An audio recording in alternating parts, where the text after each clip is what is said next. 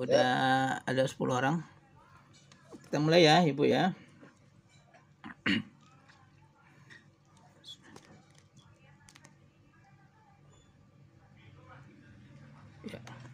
Bismillahirrahmanirrahim.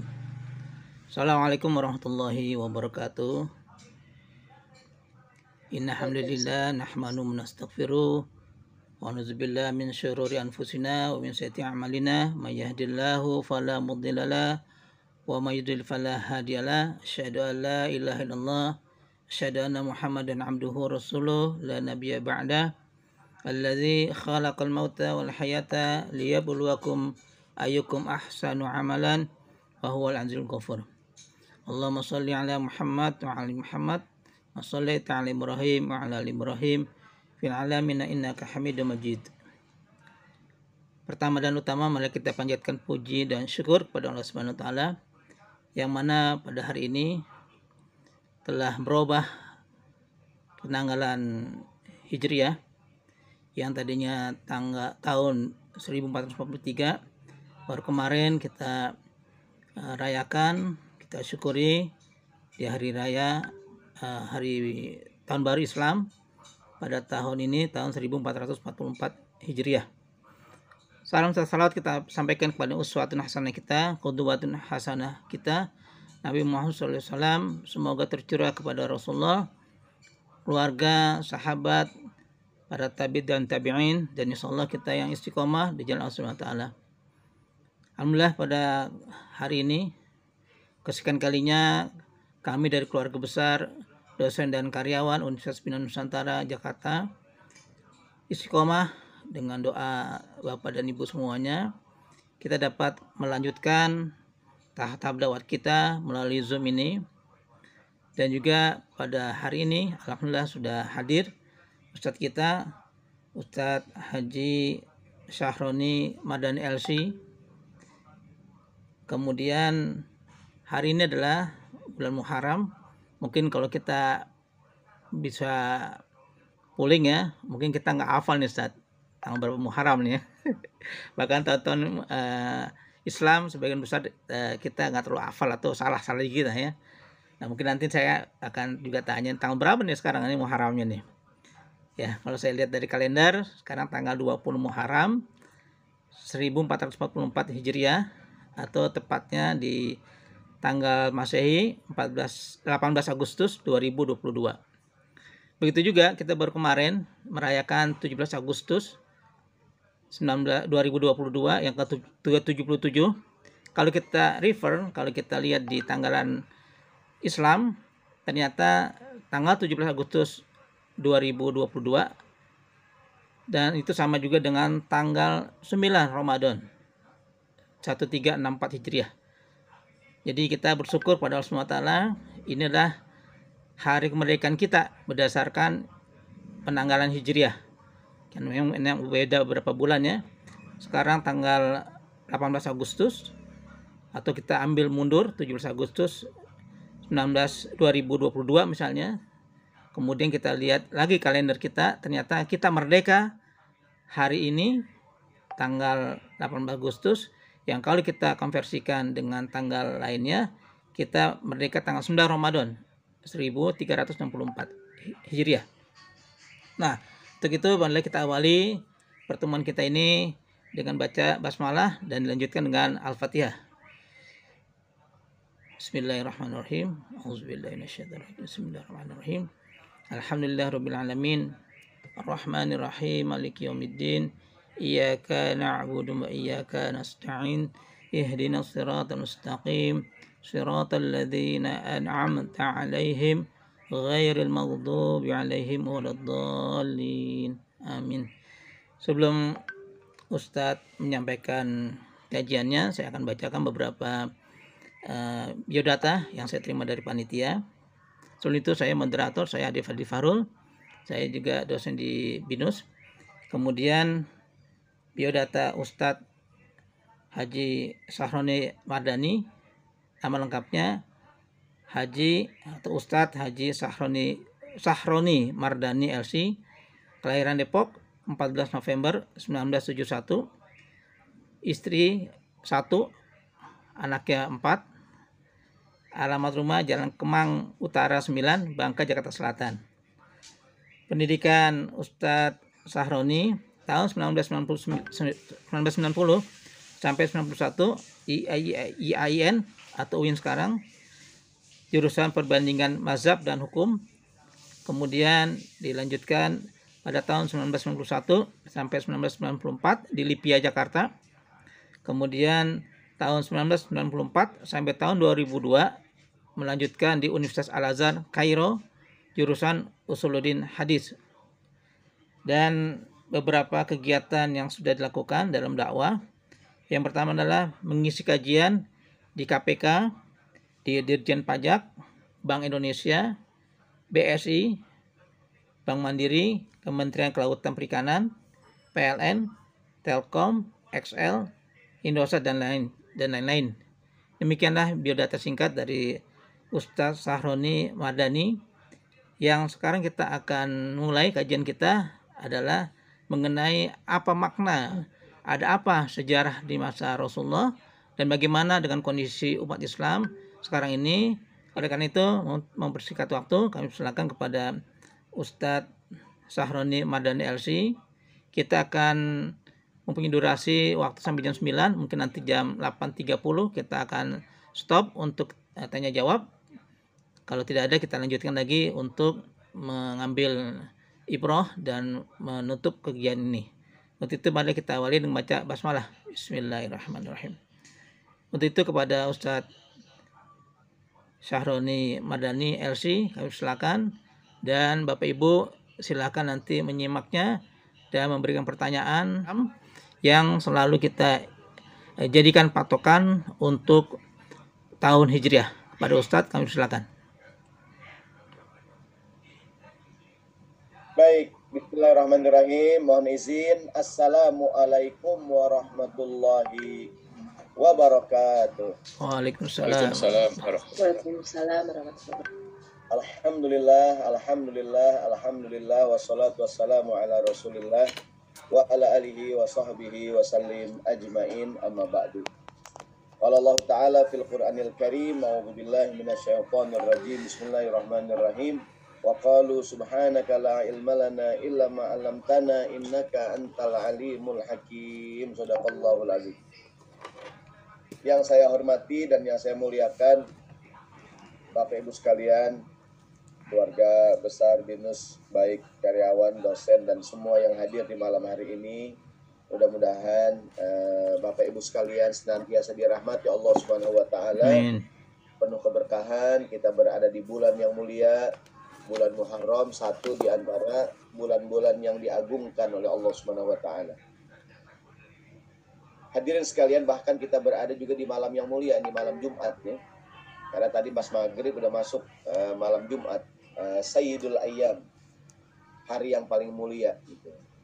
Jadi dalam sebuah hadis kata Nabi, likulli syai'in sayyidun. Tiap segala sesuatu ada sayyidnya, ada penghulunya. Ada sayyidul istighfar, ya kan? Ada sayyidul syuhur, ada sayyidul ayyam, gitu tuh. Ada sayyidnya, ada likulli syai'in sayyidun. Wa sayyidul majalis kiblatuha, dan sayyidnya majlis adalah arah kiblatnya. Jadi ini kalau bicara hari sayyidul ayyam, hari yang mulia, yaitu yaumul Jumu'ah. Bahkan bisa dikatakan juga sayyidul syuhur, bulan-bulan yang mulia, yaitu di bulan Muharram. Baik, saya memperkenalkan diri, nama saya Sahroni. Alhamdulillah bisa bertemu lagi di malam hari ini. Mudah-mudahan yang disampaikan berguna dan bermanfaat buat kita semua. Amin ya rabbal alamin. Kita akan berbicara tentang keutamaan bulan Muharram dan apa saja mungkin pelajaran yang kita ambil dari bulan ini. Saudaraku sekalian, rahimakumullah. Mudah-mudahan tadi ini bulan berkah, kita mendapatkan keberkahan di bulan. Ayat yang sering dibaca oleh para ulama ketika berbicara tentang bulan Muharram adalah surat At-Taubah ayat 36. Ini ayat yang mana Allah menjelaskan, Bismillahirrahmanirrahim, Inna iddatash syuhuri indallahi 12 syahran fi kitabillah yauma khalaqas samawati wal arda minha arba'atun hurum. jumlah bilangan bulan itu ada 12 bulan. Saat Allah menciptakan langit dan bumi. Minha, di antara 12 bulan itu arba'atun hurum, ada arba'ah, ada 4 bulan yang hurum, yang diharamkan, yang dimuliakan, yang diagungkan. Zulqa'dah, Zulhijjah, Muharram, dan Rajab. Zulqa'dah, Zulhijjah, Muharram, dan Rajab. Ini bulan yang diagungkan. Apa pesan Allah Subhanahu wa taala di bulan ini? Dzalikad dinul qayyim fala tazlimu fihinna anfusakum. Jangan berbuat zalim. Bahkan berperang di bulan ini hukumnya haram. Nanti bulan Zulqa'dah, bulan Zulhijjah, bulan Muharram jadi musim haji. Kan di antara syarat ibadah haji apa? Adanya jaminan keamanan. Itu orang Arab dulu, meskipun mereka hobinya berperang, kalau masuk bulan Zulhijjah, Zulqa'dah, Zulhijjah, bulan Muharram, perang stop. Gitu. Dan orang bisa pergi haji. Jadi syaratnya pergi haji apa tuh? Syaratnya pergi haji ada jaminan keamanan. Maka Allah jadikan bulan ini Asyhurul Hurum. Jadi dulu tuh bangsa Arab kalau berperang masuk bulan ini stop gitu. Bahkan sampai ada ayat yas'alunaka anis syahril harami qitalin fihi. Mereka bertanya tentang hukumnya berperang di bulan haram. Qul qitalun fihi kabir. Berperang di bulan haram hukumnya dosa besar. Ini bulan yang diagungkan. Jadi istilahnya kalau tawuran tuh berhenti. Maka yang bikin kita sedih kemarin tuh saudara tentara Israel tuh. Ini kejadian di bulan Muharram, bulan yang mulia gitu. Kata Allah, qitalun fihi kabirun. Berperang di bulan ini dosa besar. Jadi kuncinya adalah fala tazlimu fihinna anfusakum. Jangan berbuat zalim. Ustaz, berbuat zalim di bulan lain boleh? Kagak boleh. Apalagi di bulan Muharram gitu maksudnya. Baik saudara sekalian, ada ayat di surat Al-Fajr. Bismillahirrahmanirrahim. Wal fajri walayalin ashar. Demi waktu fajar dan demi malam yang 10. Para ulama berpendapat, apakah yang dimaksud dengan 10 malam ini? Kila ada yang mengatakan 10 hari atau 10 malam pertama di bulan Zulhijjah. Ada juga yang mengatakan yaitu 10 hari 10 malam yang pertama di bulan Muharram. Tuh, dua pendapat. Kalau ditanya, mana dalilnya 10 hari pertama di bulan Muharram itu mulia? Puncaknya tanggal 10 Muharram, Asyura kemarin. Dalilnya wal fajri walayalin ashar. Demi waktu fajar dan demi malam yang 10. Jadi ada yang mengartikan 10 hari pertama di bulan Zulhijjah, ada yang mengartikan 10 hari pertama di bulan Muharram. Tadi kata host kondang kita nih, Pak Ade, sekarang tanggal 20 Muharram. Nah, alhamdulillah nih, ya kan? Bahkan kita merayakan kemerdekaan kita, kan kalau hitungannya Hijriah tanggal 9 Ramadan ya. Kemerdekaan 17 Agustus 45 itu Ramadan. Nah, kalau kita memperingatinya menggunakan penanggalan Hijriah, berarti kita memperingatinya 17-an tanggal 9 Ramadan. 9 Ramadan tahun berapa Pak? Tadi Pak Ade? Hijriahnya 1364. 1364. 364 Hijriah. Kemerdekaan kita gitu tuh. Jadi 9 Ramadan 1364 hari kemerdekaan kita. Tadi benar sekali, mudah-mudahan kita bersemangat menggunakan penanggalan Hijriah selain penanggalan nasional. Tadi tuh. Jadi malam yang 10 itu ialah malam 10 terakhir di bulan Ramadan. Ada yang mengatakan 10 pertama di bulan Muharram. Ada yang mengatakan 10 pertama di bulan Zulhijjah. Kalau Ramadan puncaknya Lailatul Qadar, kalau Zulhijjah puncaknya hari Arafah, kalau Muharram puncaknya tanggal 10 Muharram hari Asyura. Wal fajri walayalin ashar. Demi waktu fajar dan demi malam yang 10. Berarti ada 3 pendapat ya. 10 hari terakhir di bulan Ramadan, 10 pertama di bulan Zulhijjah, dan 10 pertama di bulan Muharram. Nah, tidak bertentangan. Jadi intinya bahwa bulan Muharram awalnya itu mulia. Ini 4 bulan yang diagungkan, Zulqa'dah, Zulhijjah, Muharram, dan Rajab. Di dalam Al-Quran, kan syiar-syiar agama menunjukkan ketakwaan dalam hati. Contoh nih, Bulan Muharram ini bulan mulia, maka diagungkan. Nah, maka kemarin tuh banyak pas tahun baru Islam bikin pawai. Kenapa sih itu masjid pada bikin pawai? Emang ada hadisnya? Nggak ada. Mana dalilnya? Mungkin ayat ini, dzalika waman yu'azzim sya'airallah, yang mengagungkan, memuliakan gitu. Pas bulan Muharram datang, ahlan wa sahlan tahun baru Islam. Ya nggak tuh? Ada yang bikin pawai obor, ada yang begini, begitu bikin kegiatan. Kenapa sih orang ada yang bilang tahun baru Masehi aja 1 Januari dirayakan. Kenapa tahun baru Islam tidak? Ini dalilnya wa may yu'azzim sya'airallah Al-Hajj ayat 32. Jadi diagungkan gitu. Minimal orang tahu sekarang tahun 1444 Hijriah. Sampai Rasulullah mengatakan, kata Nabi dari sahabat Abu Hurairah mengatakan, Rasulullah bersabda, afdhalus siyami ba'da Ramadan syahrullahil muharram wa afdhalus salati ba'dal fardhah salatul lail. Puasa yang paling afdol setelah puasa Ramadan adalah puasa di bulan Muharram. Tuh, Syahrullahil Muharram. Jadi kalau kita puasa sunnah nih, bulan-bulan ini nih, besok ada Jumat ya, kita mungkin ngambil Senin Kemis. Ntar hari Senin tanggal berapa tuh? Ya enggak? Nah, kita puasa Senin Kemis, niatnya puasa Senin Kemis sekaligus puasa Syahrullahil Muharram. Gitu. Ya enggak? Karena kata Nabi, ini hadis sahih Muslim, puasa yang paling afdal setelah puasa Ramadan Syahrullahil Muharram. Sementara sholat yang paling afdal habis sholat wajib adalah qiyamul lail. Jadi mudah-mudahan mengamalkan ayat tadi nih, hadis tadi. Selama bulan Muharram kita banyakin puasa sunnah. Kemarin udah kita kerjain puasa Asyura, ya kan? Pas tanggal 10 Muharram. Ya kan? Jadi begini awalnya, ketika Nabi hijrah ke kota Madinah, Nabi ngelihat orang Yahudi pada puasa. Nabi tanya, ma bikum tasumuna hadhil ayyam? Ngapain ente orang Yahudi pada puasa tanggal 10 Muharram? Qalu, kata mereka, hadza yaumun salihun. Ini hari soleh, ini hari baik. Najallahu Musa min aduwihi. Hari di mana Nabi Musa diselamatkan Allah dari kejaran Fir'aun. Maka kami puasa, kata orang Yahudi. Syukran lillah, bersyukur kepada Allah. Nabi Musa selamat. Mendengar ini, Nabi Muhammad bersabda. Kata Nabi, nahnu ahaqqu bi Musa minkum. Kita nih orang Islam lebih berhak kepada Nabi Musa dibandingin mereka. Nabi bilang kepada sahabat, tahun depan kita puasa tanggal 10. Kata sahabat, ya Rasulullah sallallahu alaihi wasallam, orang Yahudi puasa tanggal 10. Kalau kita puasa juga tanggal 10 sama dong orang Yahudi.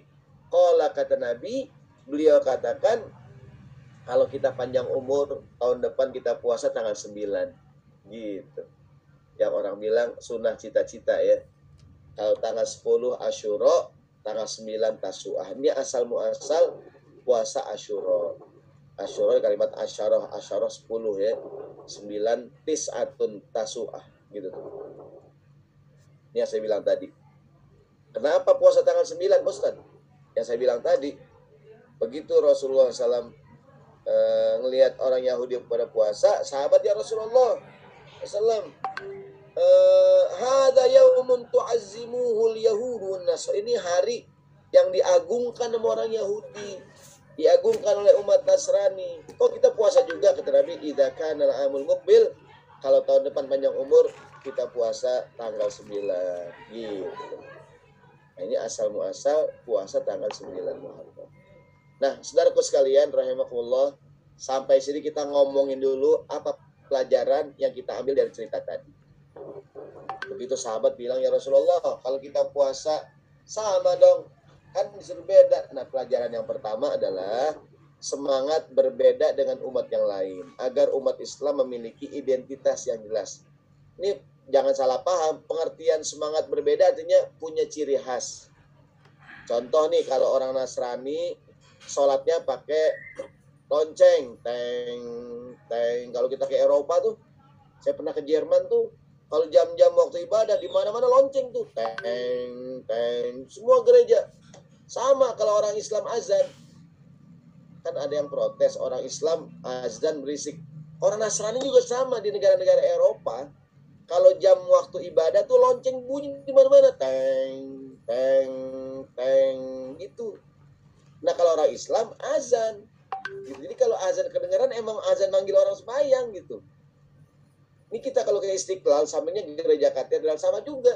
Kalau jam waktu ibadah tuh bunyi lonceng teng teng gitu.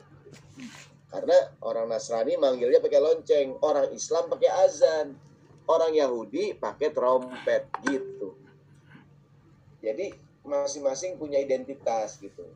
Ada beberapa masjid yang di mimbarnya tuh, di mihrabnya, tau nggak jam yang gede tuh, jam yang dari jati tuh yang tinggi, yang kalau jamnya tepat tuh bunyi teng teng.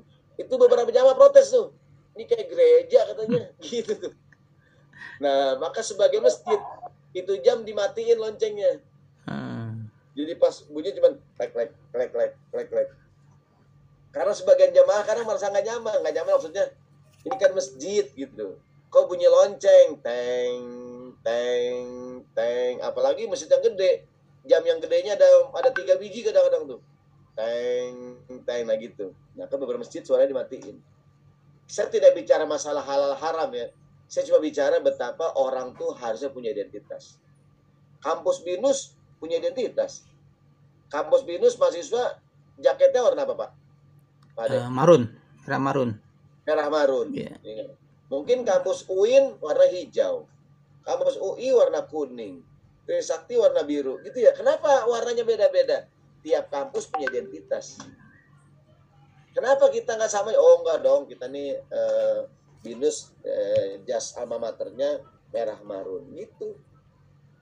Nah sama juga. Kenapa Nabi nyuruh puasa? Nah gitu, agar beda dengan umat yang lain. Dalam sebuah riwayat dari Abdullah bin Abbas, Rasulullah mengatakan sumu yauma asyura wa khaliful yahuda sumu yauman qablahu wa yauman ba'dahu. Kata Nabi, puasa hari Asyura beda dengan Yahudi dan Nasrani. Puasalah sehari sebelumnya atau sehari setelahnya. Walaupun juga puasa Asyura nggak wajib, 9 nggak wajib, 10 nggak wajib. Tapi kalau pengen Nabi ngajarin, berusahalah orang Islam tuh punya identitas gitu. Kalau saudara kita umat Nasrani kan pakai salib tuh, nandain dia tuh, itu identitas dia nggak apa-apa. Tapi orang Islam jangan pakai identitas Nasrani gitu. Ini kadang-kadang ada orang Islam pakai salib, sok-sokan gitu. Ya kan gitu. Jadi tiap agama punya identitas, nggak apa-apa, nggak ada masalah gitu. Kalau kita orang Islam, kita ketemu assalamualaikum, mungkin agama lain salam, ya kan? Agama ya saling menghormati aja gitu. Tapi tiap agama punya identitas yang membedakan dengan yang lain. Nanti dalam Islam ada bab tasyabuh namanya, jangan menyerupai umat yang lain. Maka tadi itu saya bilang beberapa jamaah kadang komplain kalau di masjid ada jam yang gede tuh, kalau jam 12 tepat tuh bunyi teng teng 12 kali teng. Kalau suaranya kenceng tuh, kalau jamnya 2 3 ini kayak gereja gitu. Nah maka sebagian masjid, nah ini sekarang bukan bicara halal haram, saya bicara masalah betapa umat agama tuh punya identitas masing-masing. Mohon maaf. Silakan menikmati hidangan yang tersedia di rumah masing-masing. Hidangan virtual, Ustaz. Hidangan virtual. Nah, ada hadis Rasulullah mengatakan man tasyabbaha biqaumin fahuwa minhum. Siapa yang menyerupai satu kaum, dia bagian dari mereka. Maka kalau kita lihat orang Yahudi punya ciri. Lihat tuh orang Yahudi di Israel tuh. Cambongnya panjang ya kan, topinya punya khas. Kita lihat, oh itu orang Yahudi. Oh tahu Pak, kelihatan dari jubahnya, dari topinya. Pendeta, ada nggak baju khasnya? Ada tuh, pendeta gitu kan. Sama, orang Islam juga minimal auratnya ketutup. Kenapa disuruh pakai jilbab? Untuk membedakan mana muslimah, mana bukan. Begitu dia pakai jilbab, oh dia muslimah, gitu. Dengan identitas namanya. Walaupun di Indonesia orang bilang jangan politik identitas ya. Yeah. Ya itu masing-masing hak parpol lah, punya itu masalah kebijakan politik masing-masing. Puasanya orang Islam beda dengan puasanya ahli kitab. Jadi semangat hijrah ini nih, semangat Muharram, semangat hijrah gitu. Hijrah contohnya nih, orang Islam kalau puasa ada sahur. Dari Amr bin As mengatakan, Rasulullah bersabda, fadlu ma faslu, bukan dotus sod ya, faslu ma baina siyamina wa siyami ahli kitab akalatus sahar. Bedanya puasa kita dengan puasa ahli kitab adalah makan sahur. Orang Islam kalau puasa makan sahur. Maka Nabi suruh tasaharu fa inna fis sahuri barokah. Ayo kalau puasa makan sahur. Di dalam makan sahur ada keberkahan. Mungkin di antara keberkahannya apa tuh? Dia jadi beda dengan umat yang lain. Gitu. Bukannya kita akhirnya pengen, kenapa sih orang Islam selalu pengen beda? Bukannya disamain aja. Kita saling toleransi sama dengan saling menghormati. Bukan mencampur-campur gitu. Umat Nasrani Natalan, nggak boleh kita ganggu, harus kita hormati. Umat Hindu, Buddha, agama lain seibadah, jangan diganggu, ya kan? Begitu. Nah, jadi betapa Nabi Muhammad ngajarin sampai puasa beda. Kalau kita sahur, ahli kitab nggak sahur, gitu kata Nabi. Nah, hari ini nggak tanpa terasa kita mengikuti budaya umat lain, sejengkal-sejengkal, selangkah-selangkah. Kata Nabi, la tattabi'anna sunana man kana qablakum shibran bi shibrin wa dhira'an bi dhira'in hatta law dakhalu juhrata dhabbin la dakhaltumuhu. Qalu al-yahudu wan nasara qala faman. Kata Nabi, hari ini kalian akan mengikuti budaya, identitas orang lain, sejengkal-sejengkal, selangkah-selangkah, nggak kerasa. Sampai mereka masuk lubang biawak juga kalian ikut juga. Nabi kata sahabat, maksudnya kita ngikutin Yahudi Nasrani. Iya, siapa lagi? Maksudnya begini, tiap agama punya identitas, saling menghormati, gitu maksudnya. Orang Nasrani dengan Injilnya, orang Yahudi dengan Tauratnya, orang Islam dengan Qurannya. Ya kan?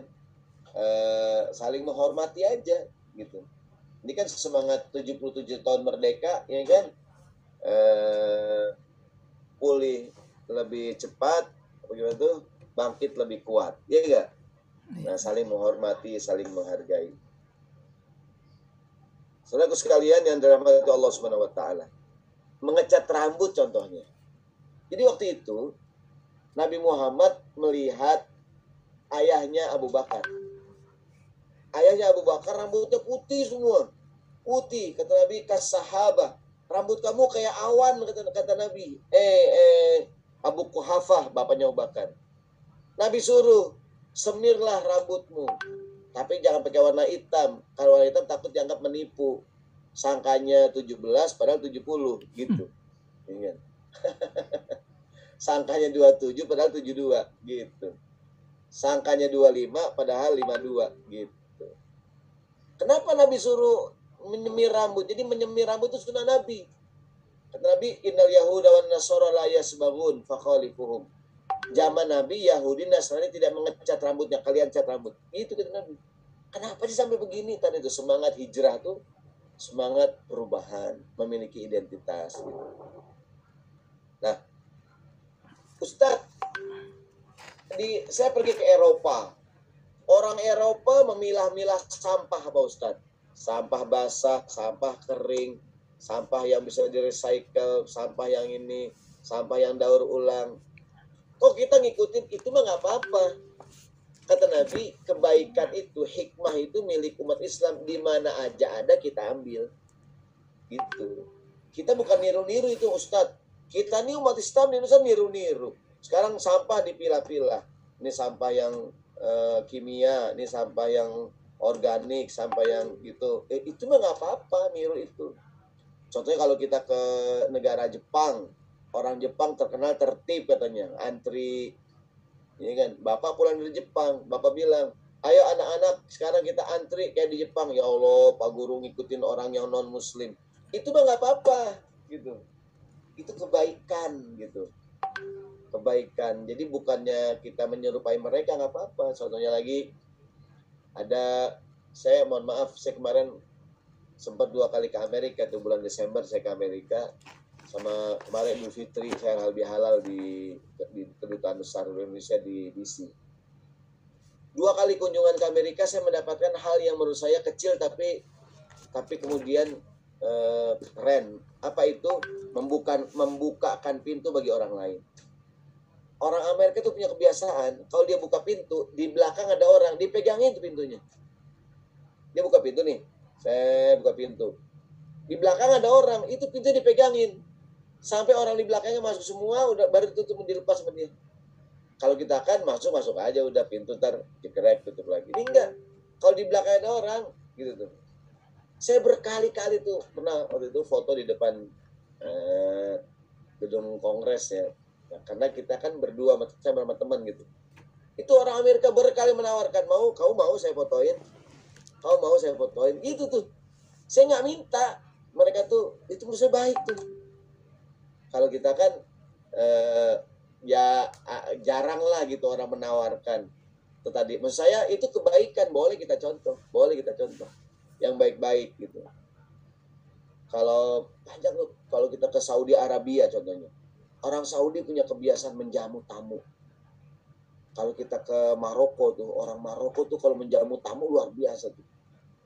Kita tuh suruh duduk, nggak boleh ngapa-ngapain, makan disuapin, sebegitunya tuh gitu.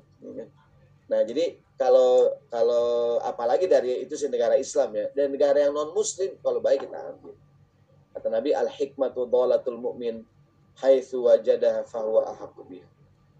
Jadi dimanapun kita berada, kita berhak mengambilnya kebaikan. Pelajaran yang kedua, pentingnya mengingat dan mengenang peristiwa besar yang pernah terjadi pada masa lalu. Tadi kan, apa orang Yahudi puasa? Ini hari yang baik, tanggal 10 Muharram, Nabi Musa diselamatkan. Mereka mengenang tuh. Sama kita juga. Kenapa kita memperingati 17 Agustus tahun 45? Itulah hari kemerdekaan kita. Supaya kita mengingat, mengenang. Anak-anak harus tahu, sehari-hari ini banyak anak-anak Gen Z ya, itu kurang mengerti proklamasi kapan, di mana, ceritanya, sejarahnya gitu tuh. Bahkan mungkin banyak yang tidak hafal lagu 17 Agustus tahun 45. Itulah hari kemerdekaan kita. Generasi kita kan generasi dulu zaman SD suruh ngapal lagu-lagu wajib, ya kan? Garuda Pancasila suruh nyanyi kita. Padamu negeri. Sampai sekarang kita hafal tuh. Lagu wah banyak tuh, ya enggak? Satu nusa, satu bangsa. Dulu kita semangat nasionalis tuh. Hari ini banyak anak remaja-remaja kita pakai tasnya gambar bendera negara lain. Iya. Nggak apa-apa sih, bukan nggak boleh, nggak apa-apa. Cuma maksud saya kebanggaan terhadap negara, ingat peristiwa masa lalu, nggak apa-apa. Ingat peristiwa masa lalu. Saya bilang sama teman-teman, banyak anak remaja bagus, semangat membela Palestina. Ada jaket, ada bendera Palestina. Bagus nggak? Bagus. Saya bilang, tambahin bendera Indonesia. Recording in progress. Jadi katakanlah, sebelah kanannya mungkin bendera Indonesia, sebelah kiri bendera Palestina gitu. Kan banyak tuh anak muda punya jaket. Ya, punya jaket mendukung Palestina merdeka. Keren, bagus. Tapi kalau bisa jangan cuma bendera Palestina, pasang dong bendera Indonesia. Gitu. Ya enggak? Kadang-kadang ada aksi membela Palestina, bagus, ya kan? Tapi jangan lupa bendera Indonesianya gitu. Ya kan? Jangan cuma bendera negara lain gitu, saya. Nah, jadi ini penting nih mengenang masa lalu. Wa dzakirhum bi ayyamillah. Ingatkanlah mereka tentang hari-hari. Jadi memperingati Muharram, apa sih kemuliaan Muharram? Mengingat peristiwa masa lalu ketika Musa diselamatkan, ketika Nabi Muhammad hijrah ke Madinah, ya enggak? Wa dzakirhum bi ayyamillah. Ingatkanlah mereka hari akan hari-hari mereka ditolong, hari-hari mereka dibantu, hari-hari wa dzakirhum bi ayyamillah. Ingatkanlah mereka akan hari-hari Allah. Gitu tuh.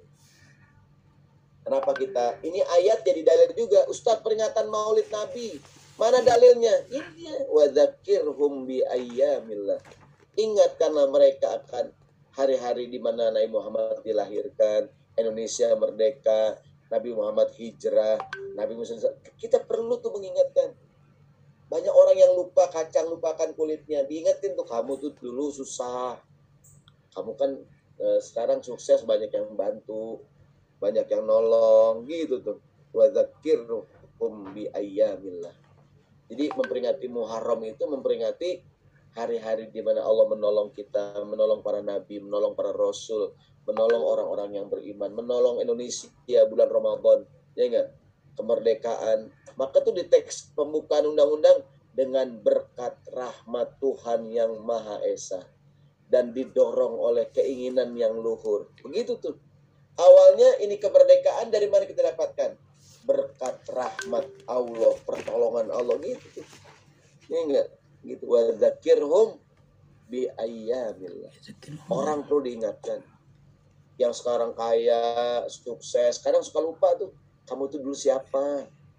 Kamu tuh dulu bukan siapa-siapa. Kan orang tuh kalau udah punya pangkat, jabatannya enggak, lupa dia. Maka perlu diingatkan tuh. Quran yang bilang wa dzakirhum bi ayyamillah. Ingat hari-hari pertama kali kamu datang ke Jakarta, susah gitu. Ingat dulu waktu kamu susah dinolong. Itu wa dzakirhum bi ayyamillah.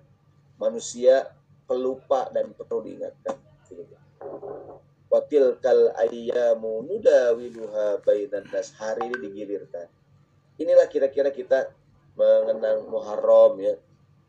Mengingat nikmat hijrah Nabi Muhammad dari kota Mekah ke kota Madinah, ya kan?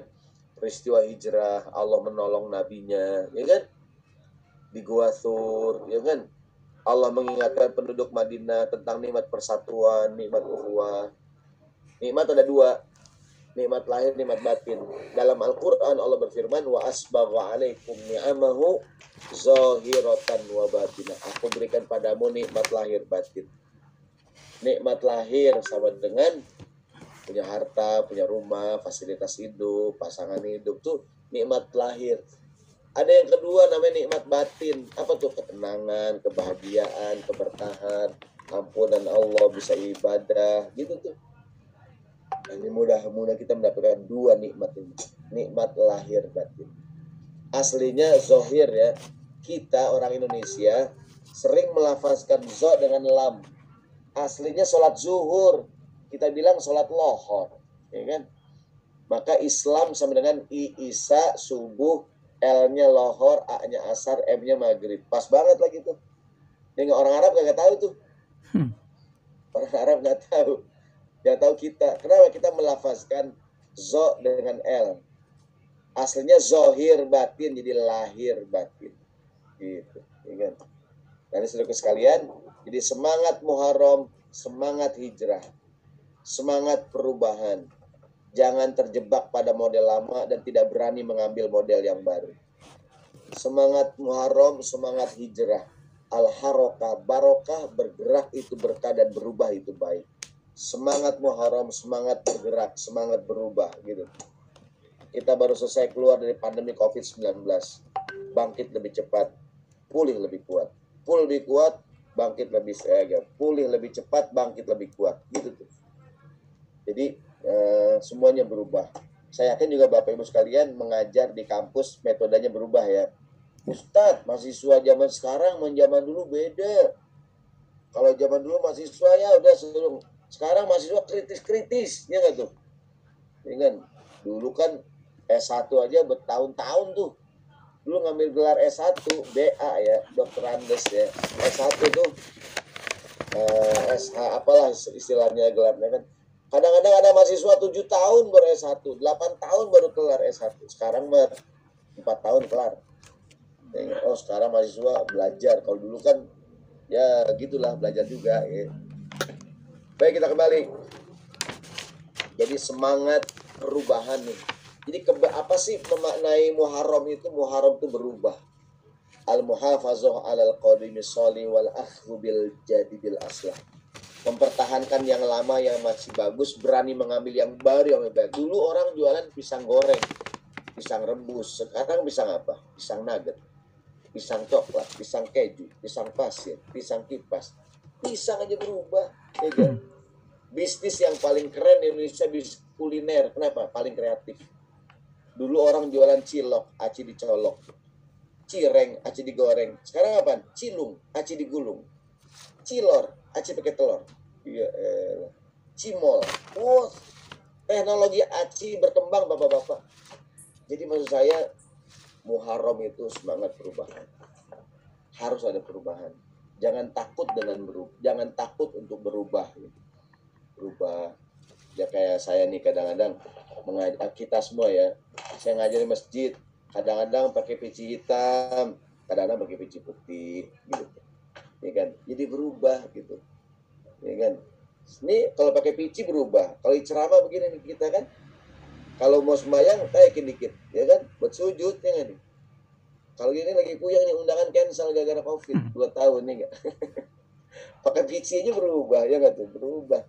Al-harokah barokah, bergerak itu berkah, berubah itu baik. Semangat Muharram, semangat perubahan, berubah gitu, berubah. Nah, saudaraku sekalian yang dirahmati Allah Subhanahu wa taala, tadi saya bilang tahun baru, semangat baru. Ya kan, tahun baru, semangat baru. Muharram nih. Ya kan, Nabi Muhammad hijrah dari kota Mekah ke kota Madinah. Saya mau cerita dikit nih mengenai hijrah. Nabi Muhammad itu kan malam itu dikepung rumahnya. Itu tanggal 28 Safar. Jadi begitu mau keluar rumahnya dikepung. Ada riwayat Nabi baca ayat wa ja'alna min baini aydihim sadda wa min khalfihim saddan fa'aghshaynahum fahum la yubsirun. Ada riwayat Nabi keluar baca ayat itu, ada yang mengatakan yang ngepung rumah Nabi pada ketiduran. Nabi keluar nggak ada yang tahu. Ada yang mengatakan mereka melek tapi nggak ngelihat Nabi keluar gitu. Dan Nabi keluar dari rumahnya ke rumah Abu Bakar, beliau tidak langsung lari ke arah kota Madinah, bersembunyi dulu di Gua Thur. Berapa hari? 3 hari. Ini 28, 29, 30, tanggal 1, 3-4 hari di dalam Gua Thur. Ngumpet. Kenapa ngumpet? Cooling down. Agar yang mengejar beliau kehilangan jejak. Kan begitu rumah Nabi nggak ada, mereka mengejar ke arah Madinah. Ada nggak Nabi? Nggak ada. Hari pertama, hari kedua, hari ketiga, orang udah frustasi. Oh, nggak ada Muhammad udah. Suasana semakin tenang, cooling down, ya nggak? Begitu mulai tenang, tanggal 1 Rabiul Awal, Nabi keluar tuh.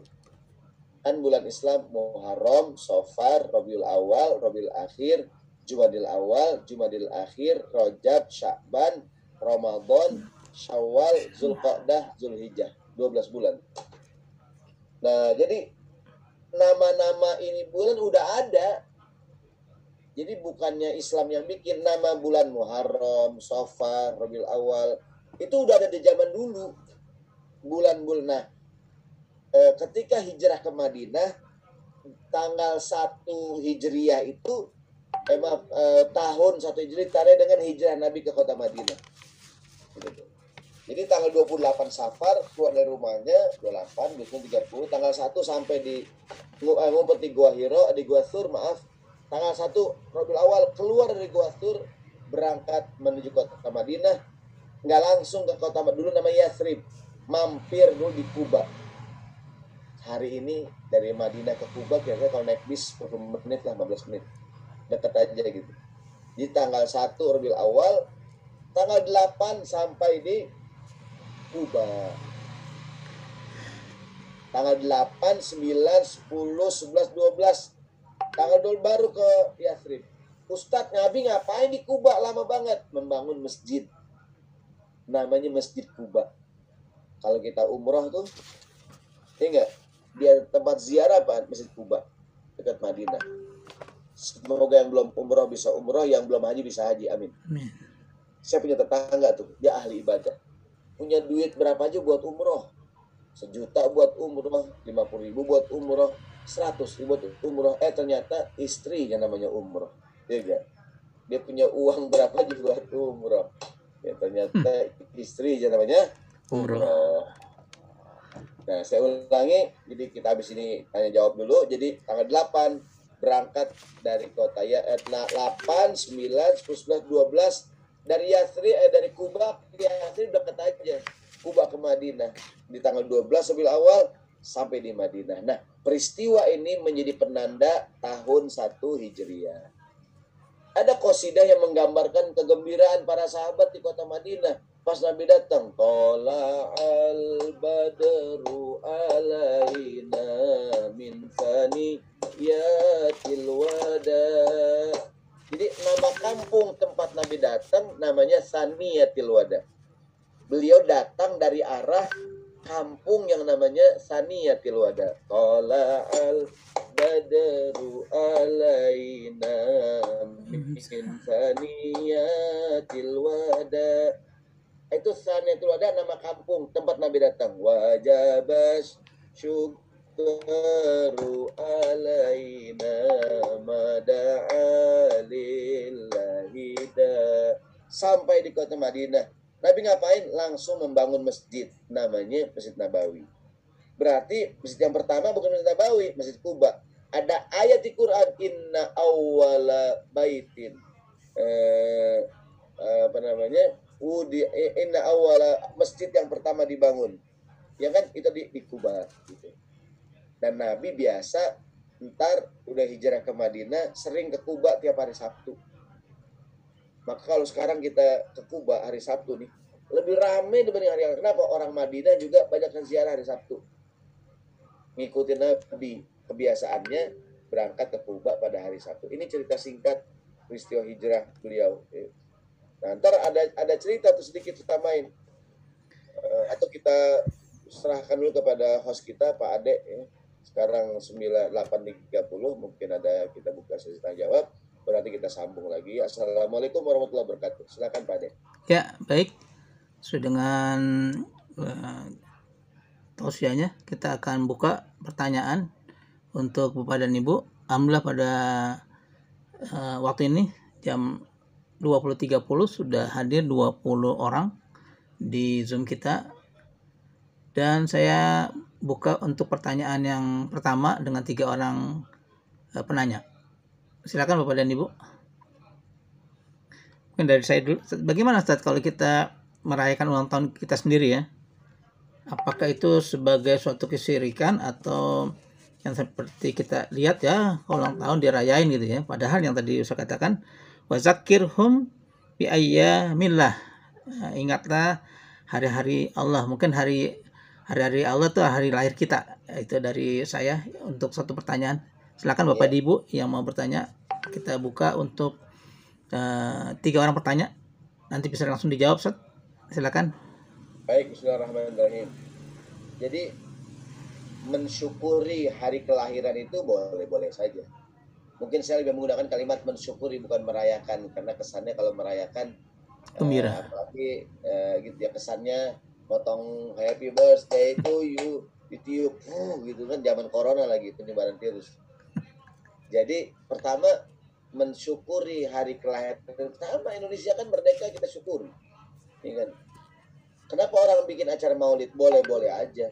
Kalau ditanya mana dalilnya, wadzakirhum bi ayyamillah, sebut itu. Tuh Allah di Quran banyak tuh.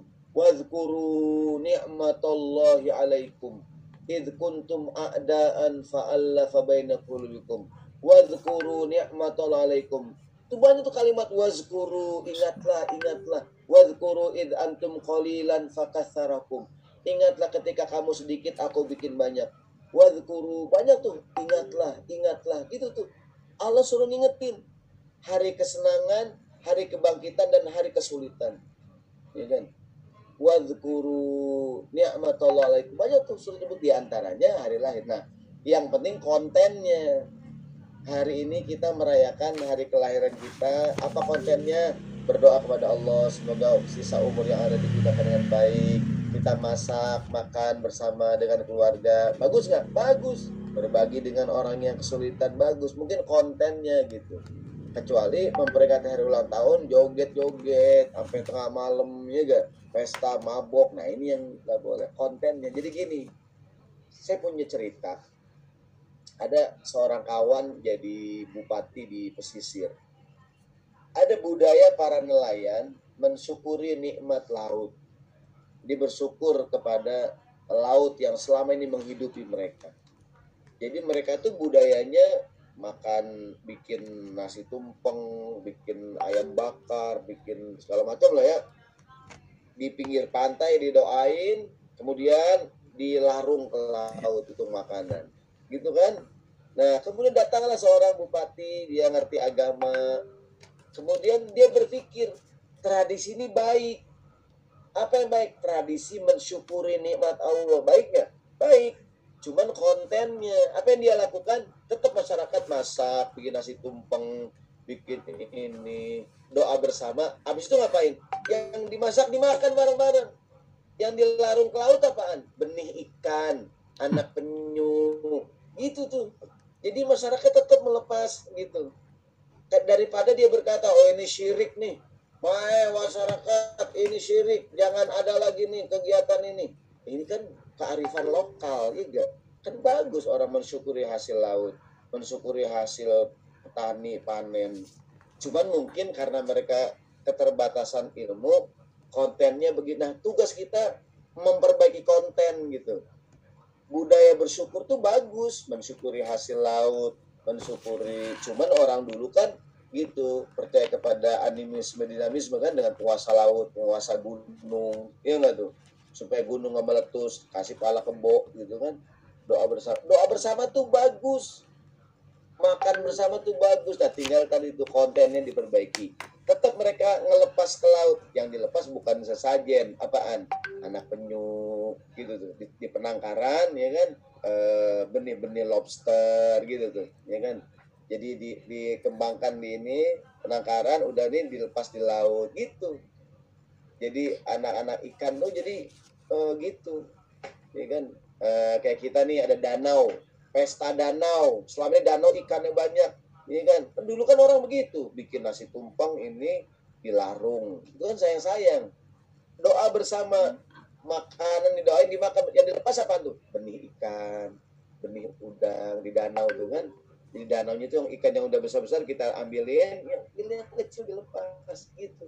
Nah, ini contoh bahwa sama dengan ulang tahun, sama dengan Maulid Nabi, sama dengan apapun hari besar Islam ya.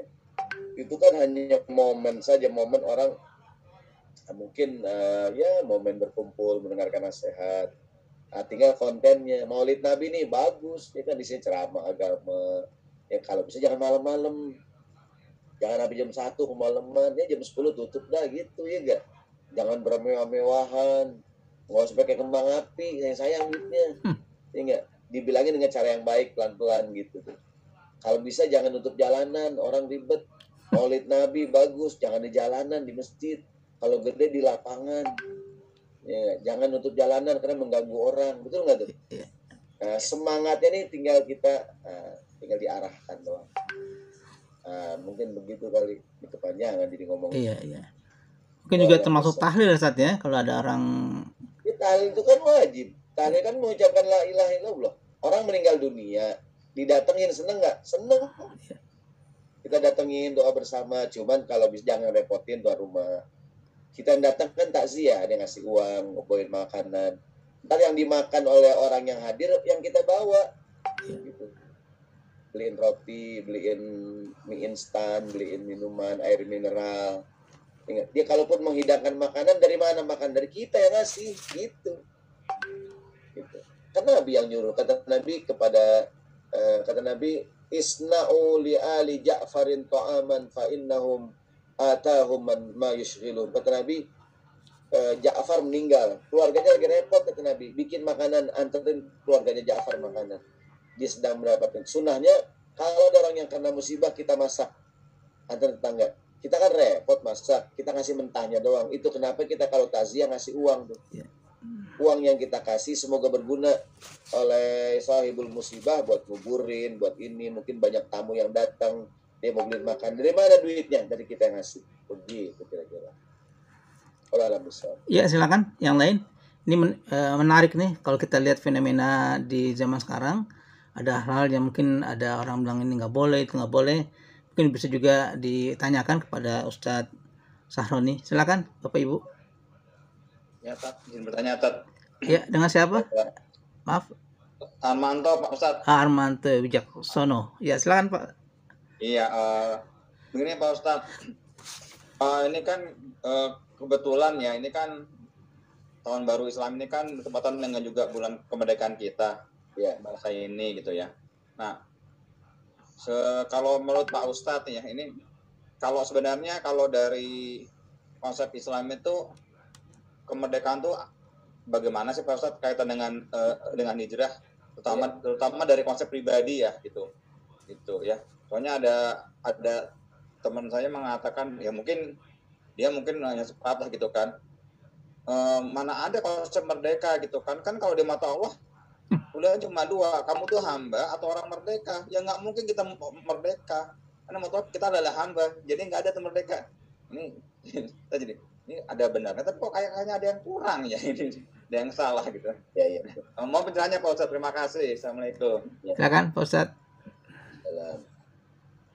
Ada pesan dari Imam Syafi'i. Kata Imam Syafi'i, wallahu khalaqaka hurran fakun hurran kama khalaqaka. Tuhan telah menciptakanmu sebagai orang yang merdeka, tetaplah merdeka sebagaimana Tuhan menciptakan kamu. Yang kedua dari Sayyidina Ali mengatakan, la takun abda ghairika wallahu khalaqaka hurran. Jangan mau jadi budak orang lain. Tuhan telah menciptakan kamu sebagai orang yang merdeka. Begini, orang Islam tuh sebagai orang Muslim ya, tidak ada yang bisa mengatur kita kecuali Tuhan. Yang mengatur kita ini hamba Allah. Hamba Allah yang ngatur kita. Jadi pengertian merdeka itu tidak ada yang berhak mengatur kita kecuali Allah SWT. Ustaz, saya di kampung taat pada Pak RT, pada Pak RW, taat pada pemerintah. Di kampus kami taat pada pimpinan. Nggak apa-apa, selama perintah pimpinan kita tidak melanggar perintah Allah. Kan Allah juga yang nyuruh. Atiullah wa atiur rasul wa ulil amri minkum. Taatilah Allah, taati rasulnya, dan taatilah para pemimpin kamu. Selama perintahnya tidak menyalahi perintah agama. Itu merdeka kita. Gitu. Jadi merdeka itu sama dengan tidak ada yang berhak mengatur kita kecuali Tuhan. Kalaupun kita taat pada manusia, karena itu perintah Tuhan. Kenapa istri taat sama suami? Ustaz, kami nih para istri, ada lagunya tuh. Wanita dijajah pria sejak dulu, gitu ya. Ya kan? Itu bukan dijajah. Istri taat sama suami perintah Allah. Selama perintahnya tidak maksiat, gitu. Jadi jadi merdeka banyak, merdeka secara fisik tadi tuh. Bahkan di Quran Allah mengatakan udzina lil ladzina yuqataluna bi annahum zulimu. Allah mengizinkan untuk melawan, mengizinkan untuk berperang kepada siapa? Orang yang dizolimi, orang yang diperangi. Jadi kalau diperangi jangan diem aja, dijajah Belanda, Jepang lawan kita. Allah izinkan. Di ujung ayat, innallaha ala nasrihim laqadir, Allah berjanji akan membela mereka, orang yang beriman. Jadi merdeka secara fisik. Sampai hari ini kita sedih. Saudara kita di Palestina belum merdeka, sedih dijajah Israel, gitu tuh. Padahal Palestina, Mesir, negara Arab yang pertama mengakui kemerdekaan kita. Saya pernah diskusi di LIPI, sekarang jadi BRIN ya.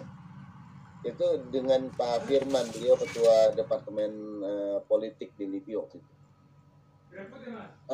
Yang pertama mengakui negara kita merdeka itu kan negara-negara Arab. Ada yang mengatakan Mesir dan Palestina. Tapi dulu banyak pemimpin-pemimpin negara Arab yang nggak tahu kalau Indonesia itu mayoritas Muslim.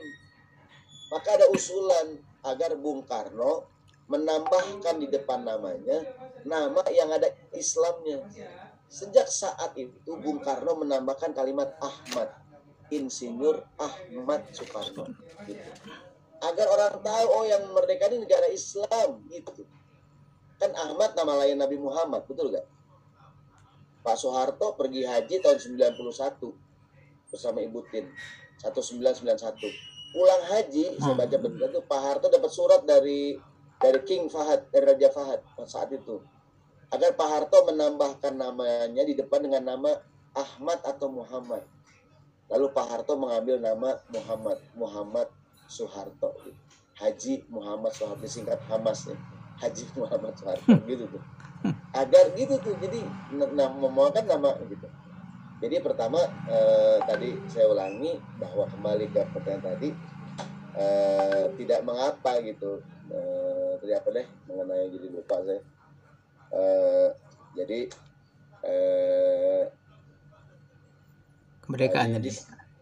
Tadi apa pertanyaan jadi lupa saya. Kemerdekaan. Kemerdekaannya. Jadi merdeka itu yang merdeka secara fisik gitu. Yang kedua merdeka secara finansial. Quran juga yang nyuruh. Kita punya anak kita jajan masih minta, kuliah kita bayarin, dia belum merdeka secara finansial. Dia kerja walaupun gajinya kecil, minimal dia udah nggak minta, dia sudah merdeka secara finansial. Nah, merdeka secara finansial ada dua maknanya. Yang pertama, dia berkecukupan, gajinya cukup. Yang kedua, merasa cukup, qanaah. Orang yang qanaah dia merdeka secara finansial. Walaupun cuma makan sama garam doangan, tinggal minta-minta sama orang. Ada orang yang nggak merdeka tuh, makannya masih dikasih. Atau dia tidak pernah merasa cukup, tidak qanaah. Orang yang tidak qanaah tidak merdeka. Yang ketiga, merdeka dalam ibadah. Yang kita sembah hanyalah Allah Subhanahu wa ta'ala. Tidak riya, tidak syirik. Ada nasihat begini-begini. Inna qauman minan nasi ya'budullaha raghbatan fatilka ibadatu tujar. Ada sebagian manusia beribadah kepada Tuhan karena harapan-harapan, keinginan-keinginan. Itulah ibadahnya para pedagang. Kan pedagang itu kalau kerja nyari untung, ya enggak? Ustadz, emang nggak boleh kita ibadah pengen harapan? Nggak apa-apa, boleh. Ya Allah, aku puasa supaya lancar rezekiku. Ya Allah, aku sedekah supaya nggak apa-apa. Ibadah karena mengharapkan sesuatu dari Allah nggak apa-apa. Tapi itulah ibadahnya para pedagang istilahnya. Wa minan nasi man ya'budullaha khaufan aw rahbatan fadzalika ibadatul abid. Ada orang yang menyembah Allah karena ketakutan, takut disiksa, takut begini. Itu nggak apa-apa, tapi itulah ibadahnya para hamba sahaya. Hamba sahaya kan dia kalau berbuat takut sama majikannya. Tiga. Yang ketiga yang keren nih. Wa inna qauman minan nasi ya'budullaha syukran wa mahabbatan fatilka ibadatul ahram. Di antara manusia ada yang menyembah Allah karena rasa bersyukur. Itulah ibadahnya orang yang merdeka. Kenapa kita sholat? Kenapa kita puasa? Kenapa berbuat baik? Kenapa sedekah? Syukronillah. Sebagai tanda bersyukur. Kayak Nabi Muhammad pernah tuh qiyamul lail. Nabi sholat malam, dirinya lama banget. Apa kata istrinya? Ya Rasulullah, kata Aisyah, engkau kok sholatnya begitu banget? Bukankah sudah diampuni dosa-dosamu sama Allah? Apa jawaban Nabi? Af'ala uhibbu an akuna abdan syakuro. Bukankah bagus aku ini ibadah sebagai hamba yang bersyukur? Begitu. Orang yang merdeka itu ibadahnya karena bersyukur. Ada orang yang ibadah karena tadi pengen ini, nggak apa-apa. Cuma itulah ibadahnya pedagang. Kan pedagang tuh kalau kerja nyari untung, ya enggak? Ada orang yang ibadahnya takut ini, takut disiksa, nggak apa-apa juga. Itulah ibadahnya para hamba sahaya yang berbuat karena takut. Tapi orang yang merdeka beribadah karena bersyukur pada Allah Subhanahu wa ta'ala. Yang terakhir dalam Islam nih, merdeka ada empat hal yang kalau kita merdeka dari empat hal ini, kita selamat dari gangguan setan dan kita diselamatkan dari api neraka. Yang pertama, man malaka nafsahu indar raghbah. Orang yang bisa menguasai dirinya terhadap keinginannya. Ada orang yang dijajah oleh keinginan, dia belum merdeka. Ibu-ibu ke pasar nih. Ada tuh ibu-ibu ke pasar, ke Tanah Abang. Ada baju cakep, kalau belum beli belum pulang. Kalaupun dia pulang nggak beli, besok balik lagi. Dijajah oleh keinginan itu. Hari ini kita dijajah oleh iklan di Instagram, di medsos, enggak? Sering banget saya juga sama Kita beli barang yang kagak perlu sebenarnya. Cuma pengen doang. Kita makan tuh bukan karena kita perlu, kita pengen makan bakso, pengen makan nasi goreng, pengen nggak perlu badan kita. Maka sekarang mulai hari ini kalau kita orang yang merdeka, kalau belanja, pikirkan ini kebutuhan atau keinginan. Kalau cuma keinginan, jangan.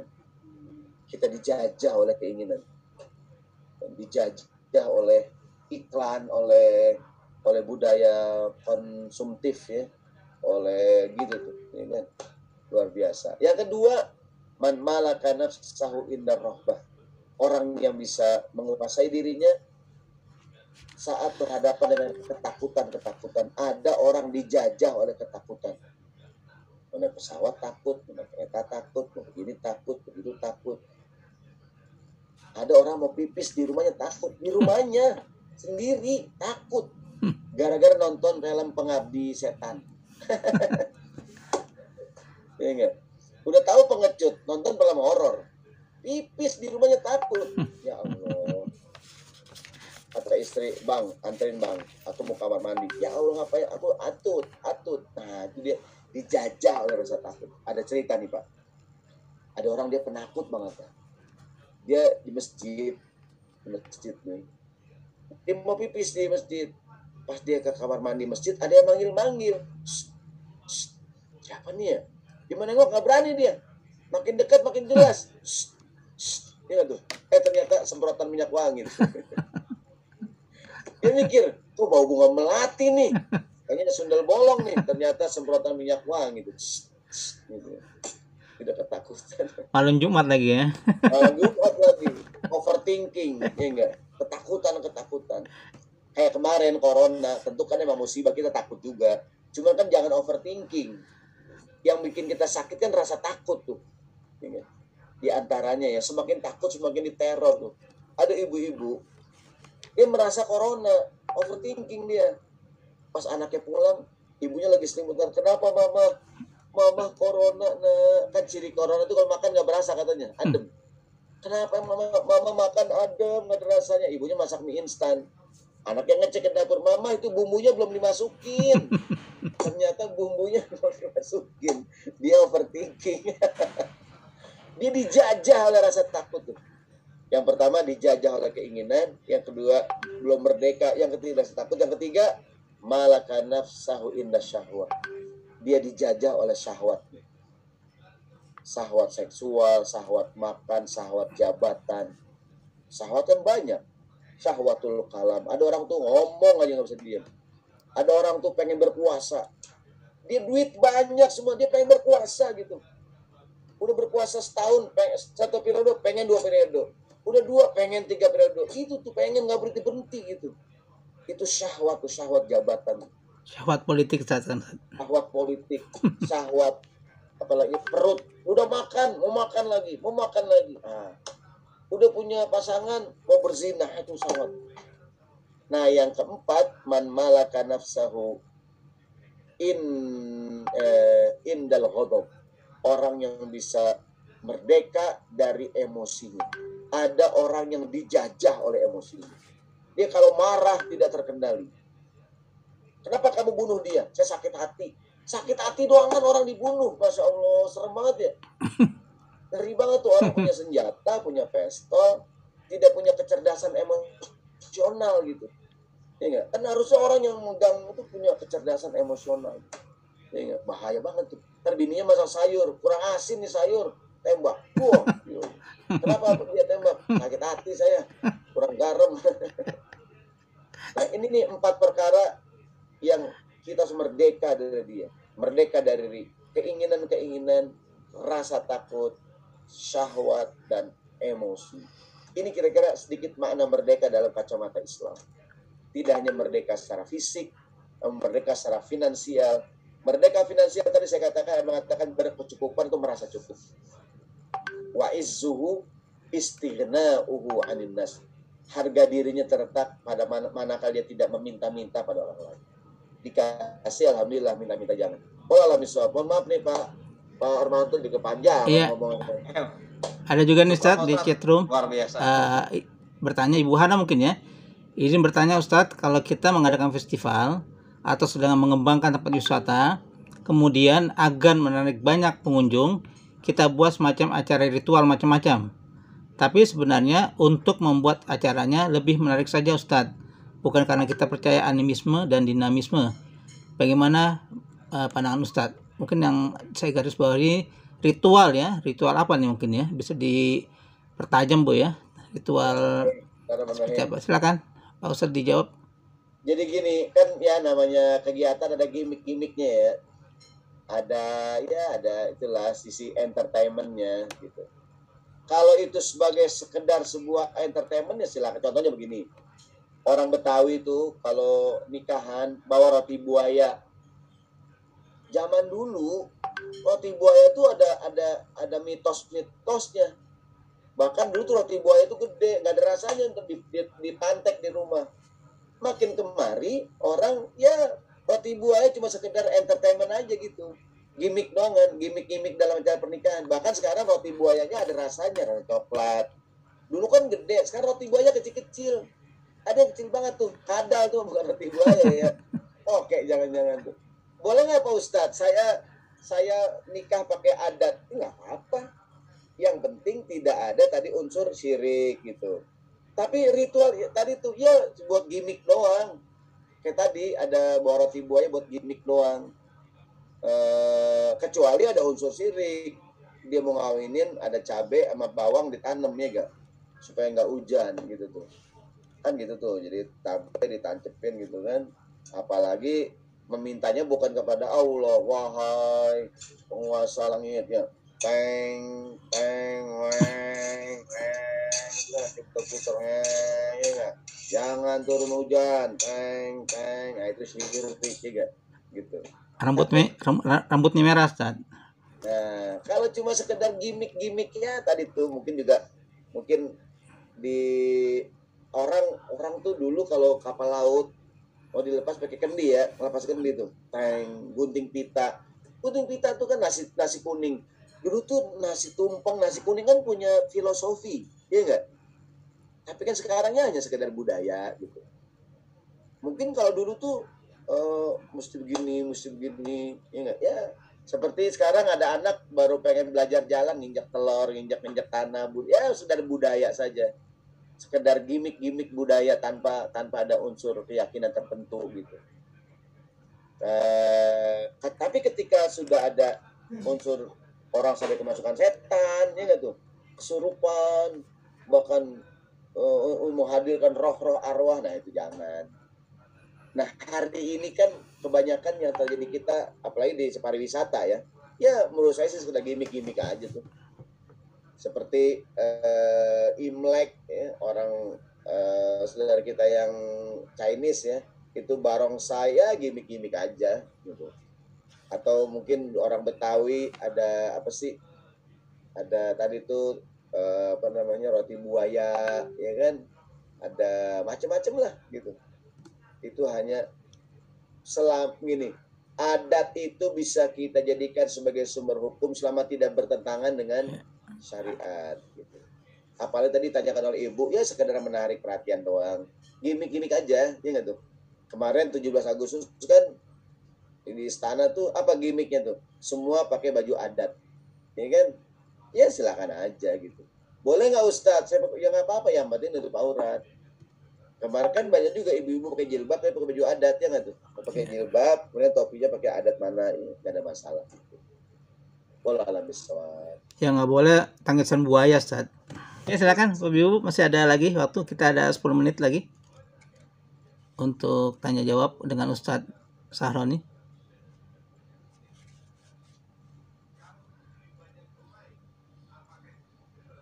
Silakan, kalau masih ada. Kalau nggak ada, waktunya hampir 3 menit lagi kita akan sudahi sesuai dengan durasi yang sudah diberikan oleh keluarga besar. Mudah-mudahan pengajian ini bisa berjalan terus. Amin. Walaupun ya ilmu dapat sedikit, kita bisa bersilaturahim secara online. Dan jangan lupa follow Instagram saya. Ya, boleh Ustaz. Sebab follower belum naik-naik nih. Boleh Ustaz ditulis di chat roomnya. Tulis di chat roomnya. Bismillahirrahmanirrahim. Akunnya @Syahroni Mardani. Oh ini udah besar nih. Syahroni Mardani. Bukan Syahrini ya Pak. Saya siang malam Syahroni. Syahrini malam, Syahroni siang saja. Ada orang siangnya Tony, malamnya Tini. Baik Bapak Ibu, masih ada yang bertanya? Kita akan sudahi pertemuan kajian kita ini. Sekarang pukul 8:59.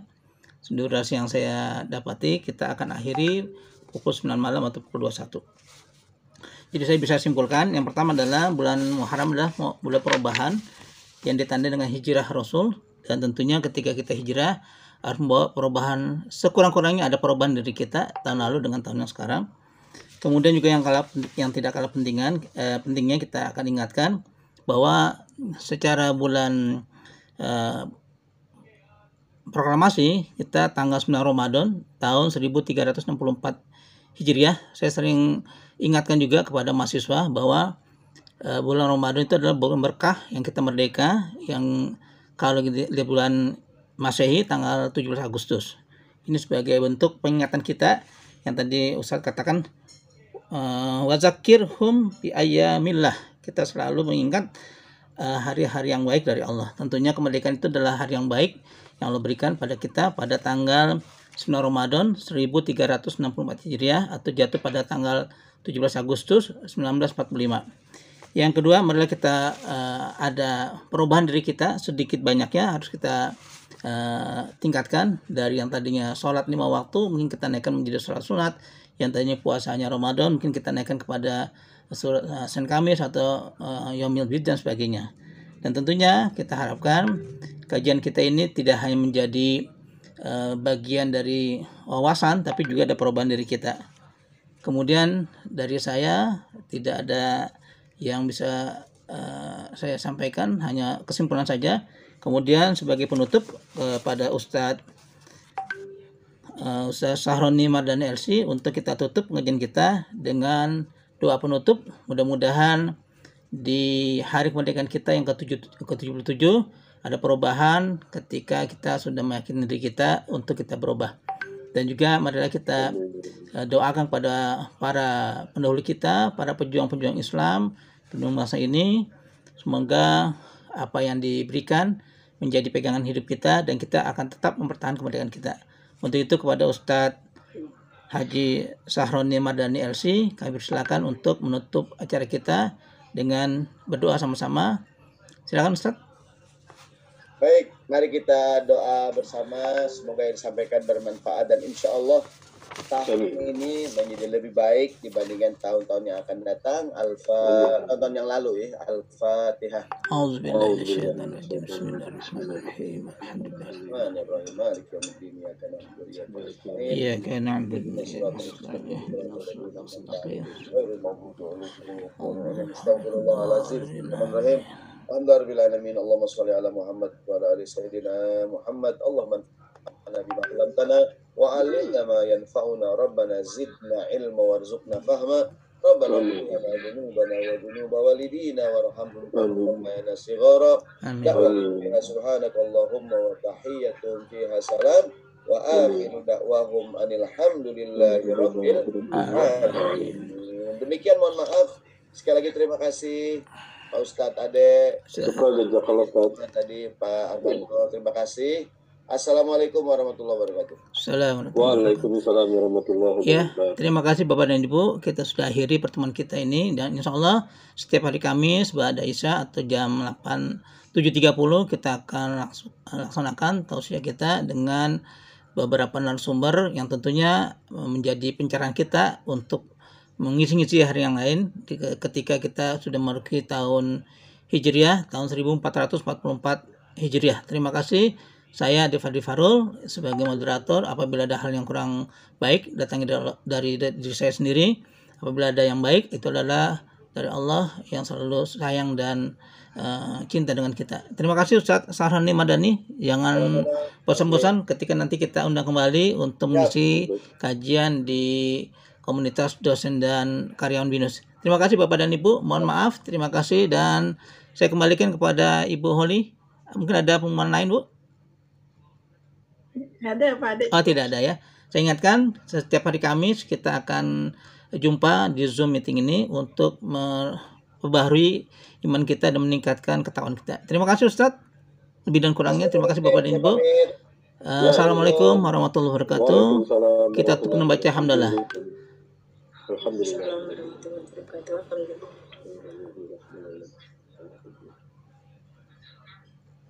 Pamit, Pak Ade. Terima kasih Pak Robi, Saleh, Pak Raden. Saya banyak yang belum kenal nih. Ibu Ismi.